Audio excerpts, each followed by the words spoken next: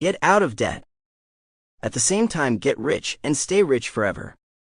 The Strategy Guide to Getting Out of Debt and How to Stay That Way. Alexander Johnson.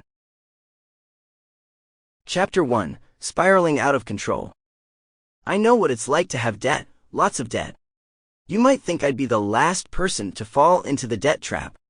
My father was a financial planner. Even as a kid, I would help organize his workshops and read books about finance.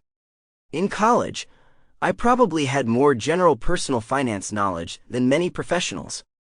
In fact, after graduating college and getting a degree in economics, I felt pretty confident that I was going to cruise to success. But I learned through personal experience that knowledge is nothing without discipline and action. And in short order, I found myself in major trouble. After graduation, I started my first job. I was making a decent salary, and despite having 7 different student loans, I bought a car.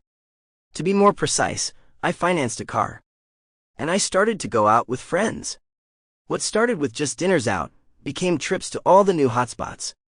Then came the ski trips and vacations, cell phones and cable TV. You name it, I bought it. I started amassing credit card debt. So much debt, in fact, that in order to keep my phone and lights on, I could only pay the minimum due. Suddenly, I was having to charge everything to my credit card because I didn't have any cash. And cash was always scarce because my debt was growing. I was in a death spiral. I wasn't just frustrated and stressed, I was depressed. I didn't have the practical knowledge that I needed to turn things around. That's why I put this book together.